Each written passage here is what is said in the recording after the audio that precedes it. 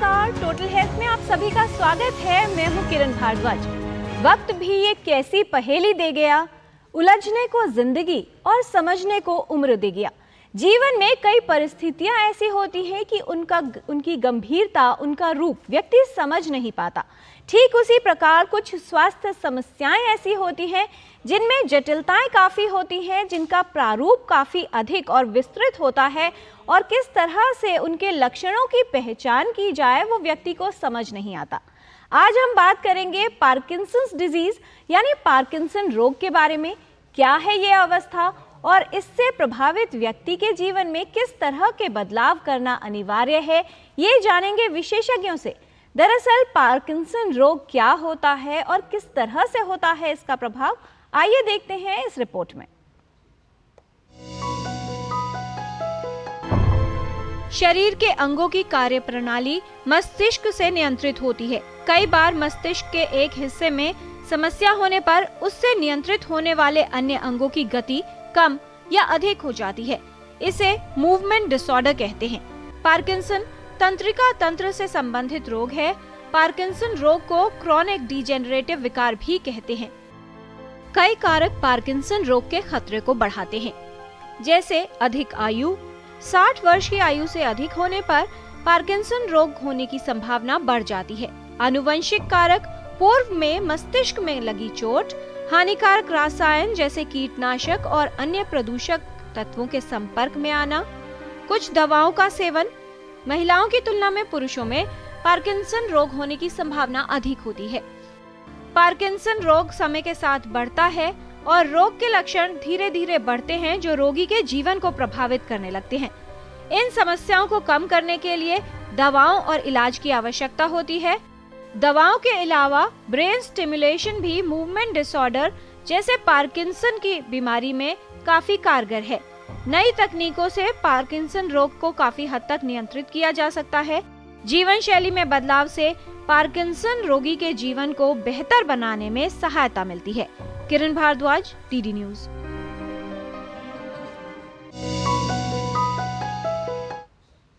Parkinson रोग क्या है, इसको किस तरह से पहचाना जा सकता है और क्यों आवश्यक है कि जल्द पहचान कर सही इलाज लिया जाए, ये विस्तार से जानते हैं विशेषज्ञों से। इस पर बात करने के लिए हमारे साथ उपस्थित है विशेषज्ञों का खास पैनल।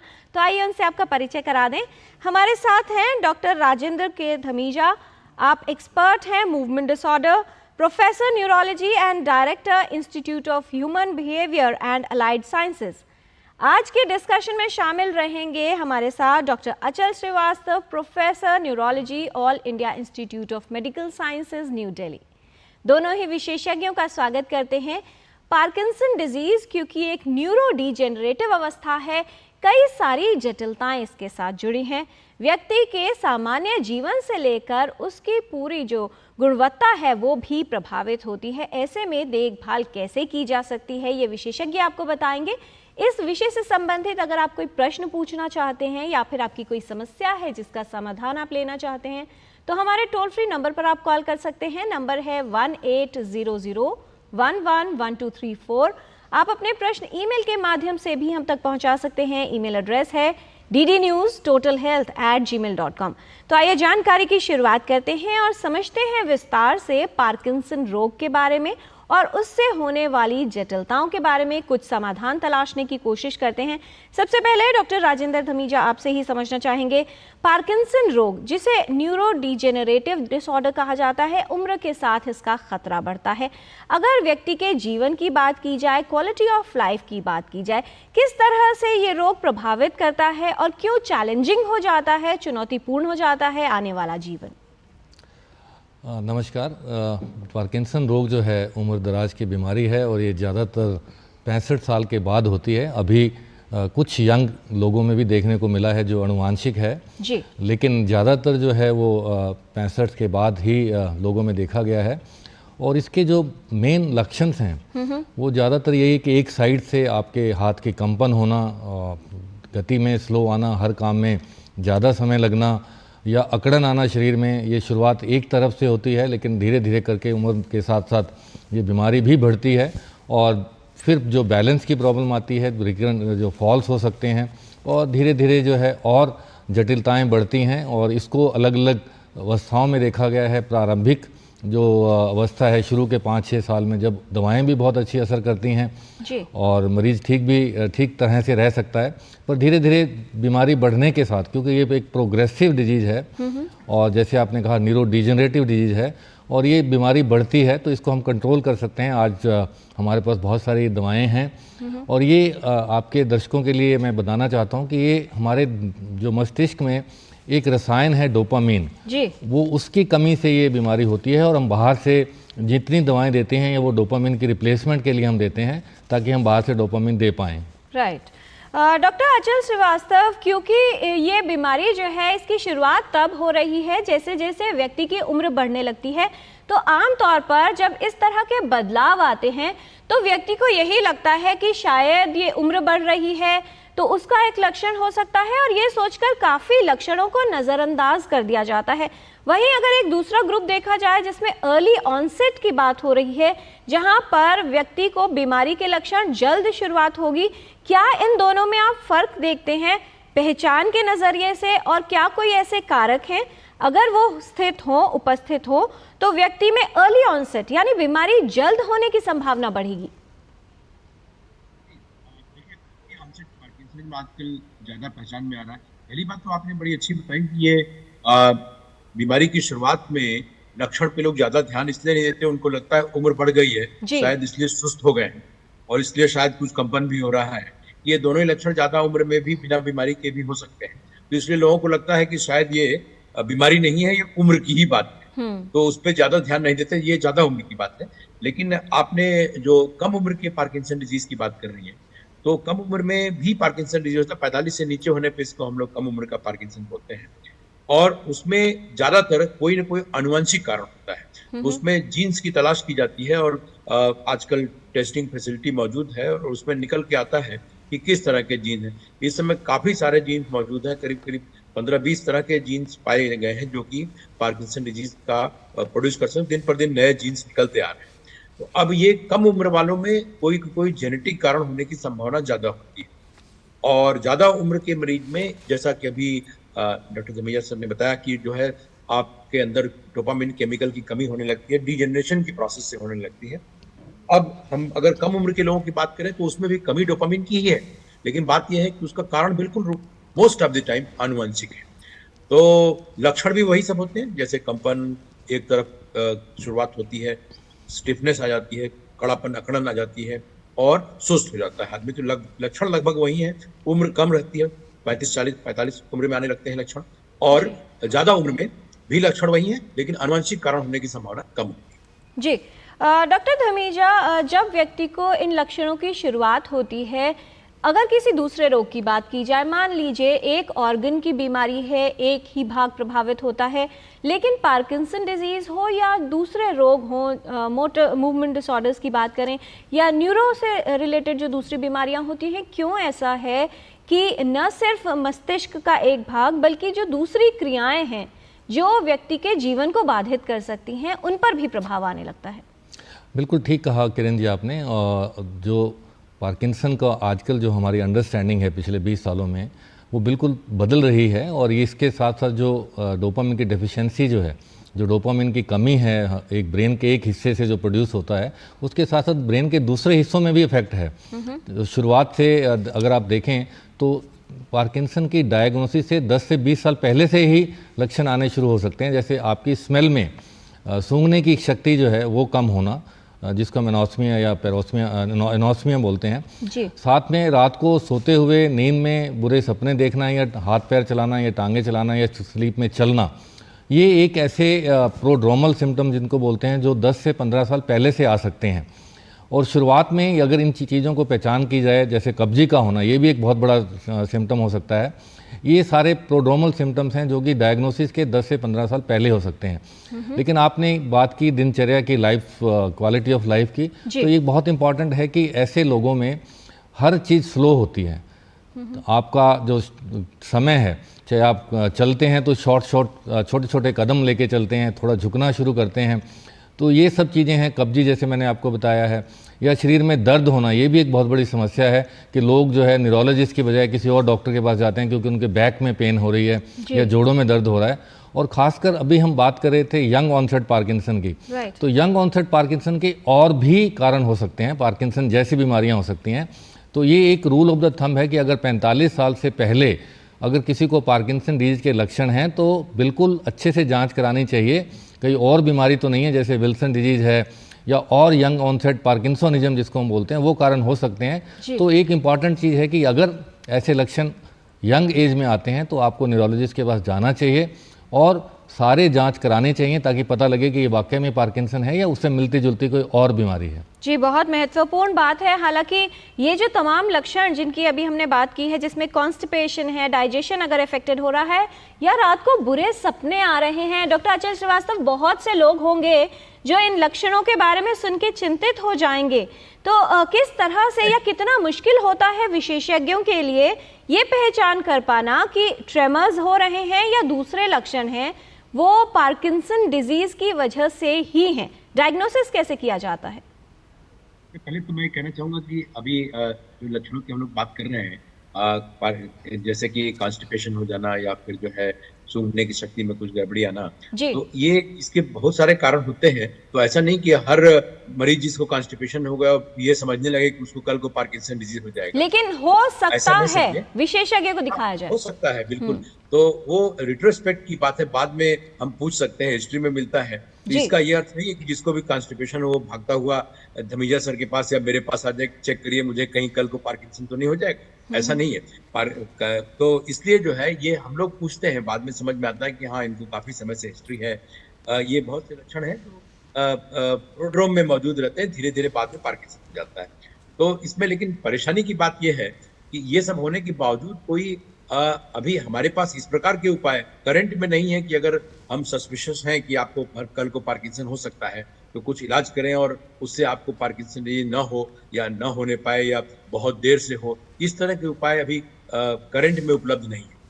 तो इसलिए जो है इन सिम्टम्स पे ध्यान जरूर रखें और ये सब भविष्य में होने वाले पार्किंसन डिजीज के कारक हो सकते हैं। जी, इससे जुड़ा एक सवाल भी आ गया है डॉक्टर धमीजा। रुपेश जी हैं, वो ये जानना चाह रहे हैं क्योंकि बात हो रही थी कि जीन्स काफ़ी हद तक इसके लिए रिस्पॉन्सिबल हो सकते हैं कुछ मामलों में। क्या कोई ऐसी थेरेपी, आजकल जीन थेरेपी की बात आ रही है या जेनेटिक थेरेपीज़ की बात आ रही है, अगर ऐसा पता चलता है कि कोई व्यक्ति हाई रिस्क ग्रुप में है या उसके होने की संभावना है, तो क्या जीन थेरेपी का उपयोग भी आने वाले समय में या भविष्य में एक्सपेक्ट किया जा सकता है, उससे कुछ लाभ होगा? भविष्य में हो सकता है, पर आज की तारीख में अभी कोई ऐसी जीन थेरेपी एविडेंस बेस्ड नहीं है। और ट्रीटमेंट जो है मेनली इसका यही है कि डोपामिन बाहर से हम दें, लीवोडोपा या दूसरी ऐसी दवाइयाँ जो डोपामिन की जैसी रहती हैं, तो रिप्लेसमेंट ही है।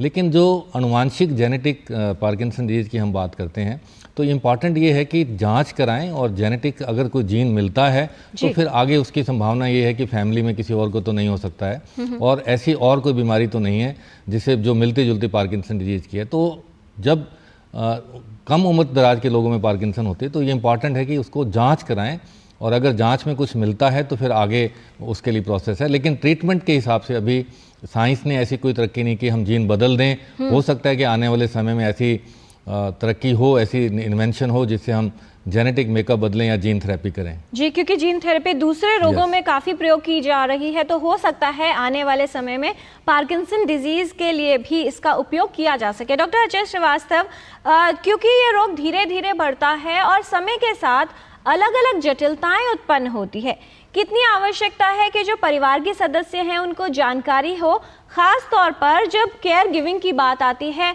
तो जो एक लोड है वो परिवार के जो बहुत ही क्लोज मेंबर्स होते हैं, बेटा है, बेटी है, क्योंकि वृद्ध लोगों में यह होता है, उनके साथ अगर पेरेंट्स रह रहे हैं, कितनी जानकारी और जागरूकता की आवश्यकता है जिससे एक फ्रेंडली एनवायरनमेंट, एक कंफर्टेबल एनवायरनमेंट घर पर ही बनाया जा सके, जिससे जो जीवन की, दैनिक जीवन की या क्रियाओं की जटिलताएं हैं उनको कंट्रोल किया जा सके। इस संदर्भ में कई चीजें बताना चाहूंगा। पहली बात तो यह है कि बिल्कुल आपने सही कहा और शुरू से हम लोग बता रहे हैं कि ज्यादा उम्र में ये तकलीफ ज्यादा रहती है। तो ये तकलीफ लगभग इतनी है कि 60 वर्ष से अधिक उम्र की बात करें हम लोग तो तकरीबन 1% लोगों में पाई जा सकती है समस्या। एक अनुमान के अनुसार। तो लेकिन बात यह है कि ज्यादा उम्र के कारणों ज्यादा उम्र में पार्किंसन के अलावा अन्य भी तकलीफें हैं जी, जैसे कि ऑस्टियोआर्थराइटिस की तकलीफ या लो बैक एक की तकलीफ, अन्य भी तकलीफें हैं जो कि प्रभावी रहती हैं उस उम्र जी, में। हाइपरटेंशन, डायबिटीज, तमाम तरह के रोग साथ में ही तमाम घेर तरह लेते के, हैं।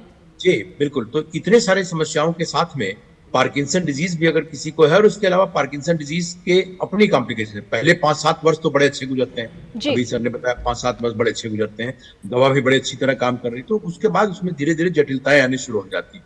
कुछ लोगों को मेमोरी इंपेयरमेंट डेवलप हो जाता है, कुछ लोगों को ऑटोनॉमिक डिसफंक्शन, यूरिन वगैरह की कॉन्स्टिपेशन, इन सब तरह की दिक्कत आ जाती है, और बहुत ज्यादा सुस्त हो जाते हैं। बहुत ज्यादा समय और गुजरने पे धीरे धीरे वो उनका चलना फिरना बिल्कुल बंद हो जाता है, और वो या तो व्हील चेयर बाउंड या फिर जो है बेडरिडन हो जाते हैं। लेकिन ये बहुत लेट समस्या है।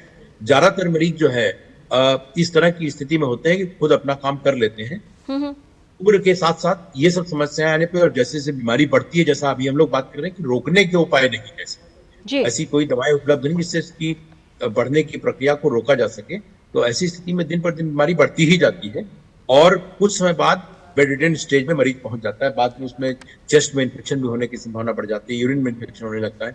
तो ये बिल्कुल ही बेडरिडन हो गए तो और भी दिक्कतें आने लग जाती हैं। तो इन सब चीजों को देखते हुए हम लोग समझते हैं कि और जो केयर गिवर है, घर के बाकी लोग हैं, उनका काम बहुत बढ़ जाता है। तो उनको रोज के काम में, बिस्तर पे बैठ गए हैं, बिस्तर पकड़ लिया है मरीज ने, तब तो बहुत ज्यादा काम बढ़ जाएगा। जब तक नहीं पकड़ा है तब तक वो अपना काम कर पा रहे हैं, तब तक तो ठीक है। उसके बाद बहुत ज्यादा काम बढ़ जाता है, यहाँ तक कि अगर बिल्कुल ही बिस्तर पे हो गए तो करवट भी बदलवाना पड़ सकता है। तो घर के लोगों को इसके बारे में समय समय पे हम लोग, जब कोई मरीज आते हैं तो उनको घर के लोग क्या काम करें उसका सुझाव देते हैं हम लोग, किस तरह से हेल्प करें। और जो मरीज है जब तक काम कर रहा है तब तक बहुत अच्छी बात है। इसलिए पार्किंसन डिजीज के मरीजों को मैं हमेशा बताता हूँ कि चलते रहिए, चलना मत बंद करिए। जिस दिन चलना बंद करेंगे उस दिन फिर बिल्कुल बैठ जाएंगे। जी, डॉक्टर धमीजा, एक ईमेल आया है, सुनीता जी हैं, इनके फादर की एज है 68 इयर्स और इनको 4 साल से मेडिकेशन चल रहा है पार्किंसन रोग के बारे में के लिए। ये जानना चाह रही हैं क्या डीप ब्रेन स्टिमुलेशन की जो प्रक्रिया है वो हर रोगी के लिए उपयोगी है, या किस आधार पे विशेषज्ञ तय करेंगे कि इनके जो फादर हैं उनके लिए उपयोगी हो सकती है क्या DBS? डीप ब्रेन स्टिमुलेशन एक सर्जिकल प्रोसीजर है, और उसके बाद जैसे हम पेस मेकर लगाते हैं ब्रेन के एक स्टिमुलेशन करके लिए, पेस मेकर के साथ हम मॉनिटर कर सकते हैं। ये एक पर्टिकुलर कैटेगरी के मरीजों के लिए है। जैसे इनके पिताजी की उम्र 68 साल है, तो शायद ये पॉसिबल है कि इनमें DBS हो सकता है। उम्र 70 के आसपास होनी चाहिए, उससे ज़्यादा नहीं होनी चाहिए। आजकल 75-75 तक भी करते हैं लोग, लेकिन उसके साथ साथ दवाएं असर कर रही होनी चाहिए। वो पेशेंट जो है वो डोपामिन के रिस्पॉन्सिव होना चाहिए। और तीसरी बात ये है कि पेशेंट्स, जैसे एडवांस पार्किंसन के पेशेंट्स होते हैं, बहुत सारे मरीजों को जो जटिल समस्याएं हैं, जैसे आपने जिक्र किया, कुछ लोगों को साइकोसिस या मानसिक बीमारियां भी होती हैं, जैसे लोगों को शक करने की बीमारी शुरू हो सकती है। तो जब साइकेट्रिक सिम्टम्स या न्यूरोसाइकेट्रिक सिम्टम्स आने लगते हैं तो शायद उस अवस्था में हम DBS को एडवाइज नहीं करते हैं। लेकिन अगर ये न्यूरोसाइकेट्रिक सिम्टम्स नहीं है और मरीज़ की उम्र 70 और 75 से नीचे है और डोपामिन इफेक्टिव है, असरदार है, तो उस अवस्था में DBS हो सकता है। और आजकल ज़्यादा से ज़्यादा लोग DBS करवाते हैं और ये बहुत इफ़ेक्टिव ट्रीटमेंट है। तो ये अगर अपने न्यूरोलॉजिस्ट को ये संपर्क करेंगे और वो इस कैटेगरी में फिट, उनको लगता है कि पेशेंट फिट है DBS के लिए, तो DBS अवश्य करवा सकते हैं और बहुत असरदार है। डॉक्टर धमीजा, जटिलताओं की आप बात करें, जैसे आपने कहा कि व्यक्ति की हैंडराइटिंग भी धीरे धीरे बिगड़ने लगती है, और कहीं ना कहीं अगर उम्र और बढ़ती है तो जो डिमेंशिया का प्रभाव भी कुछ लोगों पर देखा जाता है। ऐसे में जो फाइनेंशियल इश्यूज़ हैं, मान लीजिए बैंक जाना है, हैंडराइटिंग नहीं मैच करती है, चेक साइन करने हैं, दूसरे डॉक्यूमेंट साइन करने हैं, या कुछ फैमिली के लिए बड़े और इम्पोर्टेंट डिसीजंस लेने हैं, किस तरह से उन चीज़ों को मैनेज करना चाहिए, या पहले से तैयारी की जा सकती है? बिल्कुल ठीक, पहले से तैयारी होनी चाहिए। और ये पार्किंसन की बीमारी जो है 20-25 साल तक चलती है। ऐसा नहीं है कि कैंसर की बीमारी है और बहुत शॉर्ट टाइम है, इसमें एडवांस प्लानिंग हो सकती है। और ये जैसे आपने कहा कि हैंड राइटिंग की बात की, और भी बहुत सारे सिम्टम्स हैं जिनको हम नॉन मोटर सिम्टम्स भी बोलते हैं। तो कैटेगरी 2 हैं, मोटर सिम्टम्स और non motor symptoms. Motor symptoms जैसे मैंने आपको बताया कि कंपन हो सकती है, अकड़न हो सकती है, चाल धीमी हो सकती है, हर काम करने में सुस्ती आ सकती है।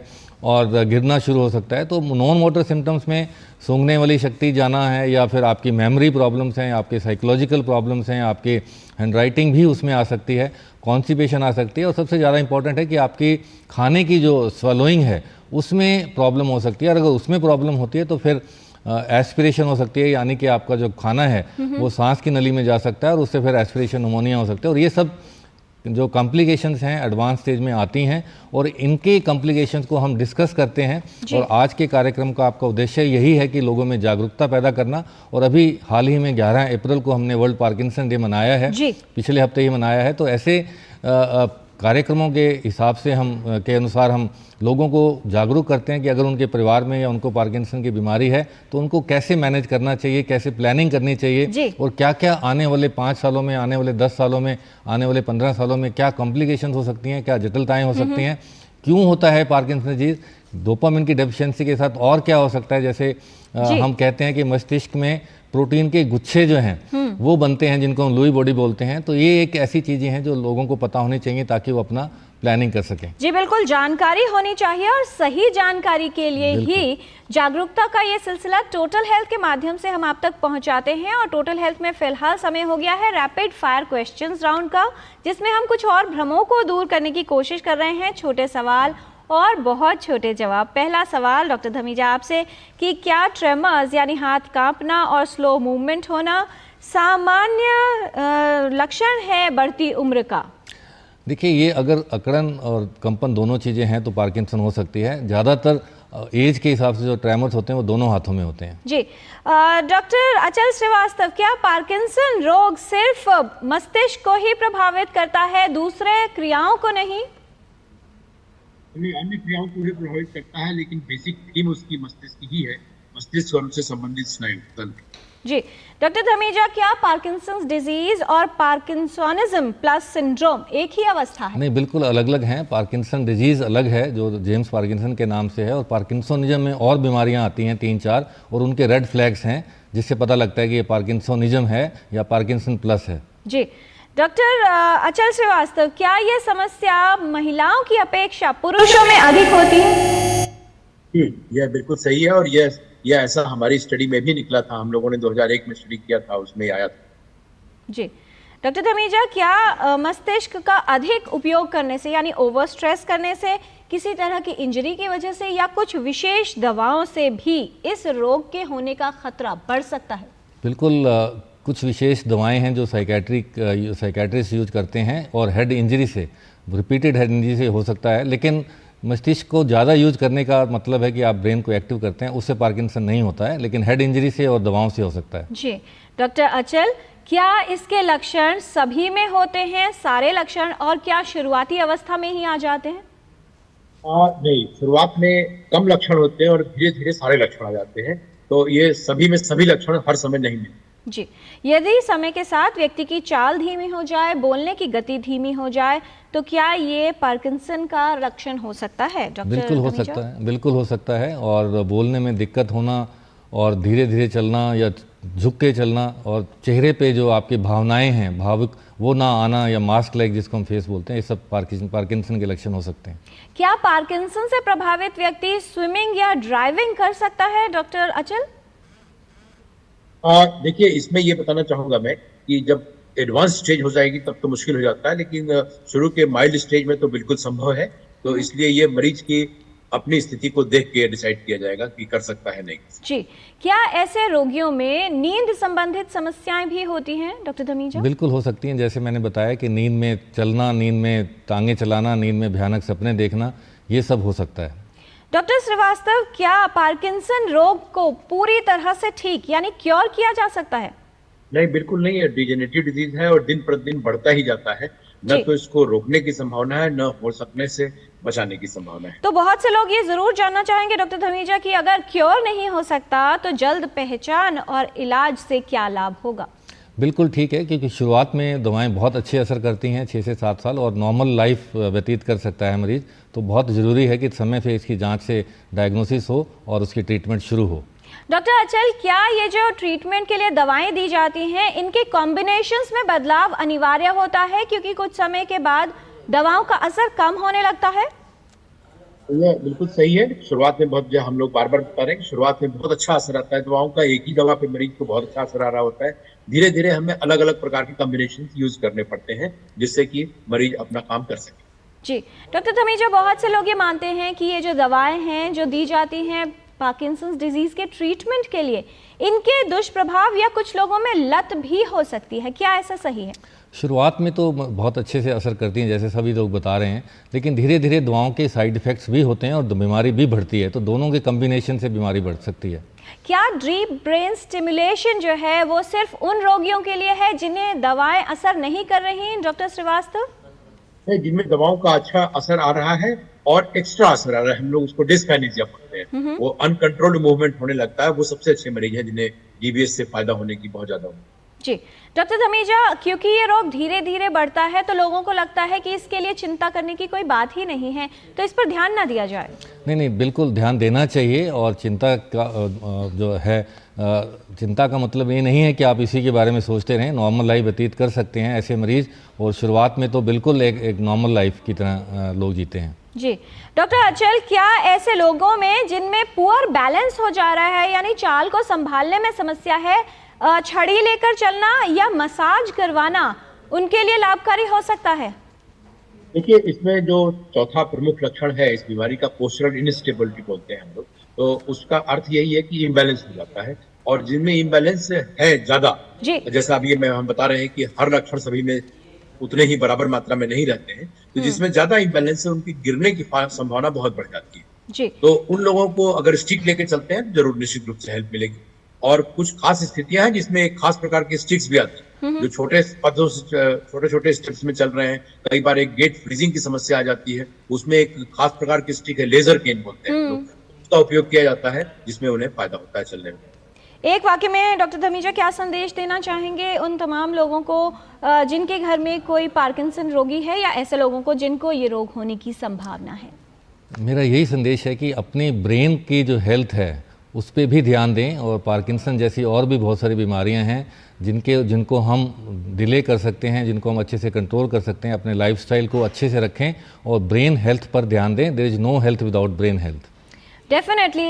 डॉक्टर अचल श्रीवास्तव, एक वाक्य में आपका संदेश पार्किंसन रोगियों के लिए सपोर्टिव केयर कितनी महत्वपूर्ण है? बहुत ही महत्वपूर्ण है, खास करके जो एडवांस पार्किंसन, जब एडवांस स्थिति में मरीज पहुंच जाता है, बहुत ज्यादा जरूरत पड़ेगी। शुरुआती स्टेज में तो जरूरत नहीं होती है, लेकिन उस समय भी ध्यान दें, उस समय खूब एक्सरसाइज करें, जिससे कि वो फुर्तीले बने। जी, बहुत धन्यवाद इस तमाम जानकारी के लिए डॉक्टर अचल श्रीवास्तव, डॉक्टर राजेंद्र कुमार धमीजा। बहुत विस्तार से आपने बताया है कि किस तरह से पार्किंसन रोग को प्रबंधित किया जा सकता है, उसका मैनेजमेंट किया जा सकता है। सही सहायता और सहयोग मिले तो ऐसे व्यक्ति के जीवन को सामान्य या उसकी जटिलताओं के कम करने में सहायता मिल सकती है। जानकारी ही बचाव है, ये कहा जाता है, और जानकारी से ही बेहतर तरीके से किसी भी समस्या का समाधान किया जा सकता है। तो जानकारी का ये सिलसिला ऐसे ही जारी रहेगा। टोटल हेल्थ में पार्किंसन रोग से बचाव के लिए या उसकी संभावना को कम करने के लिए वो कारक जो इसके खतरे को बढ़ाते हैं, उनको दूर करना जरूरी है। स्वस्थ जीवन शैली को अपनाना जरूरी है। आज के कार्यक्रम में फिलहाल इतना ही। हमारी पूरी टीम को दीजिए अनुमति। नमस्कार।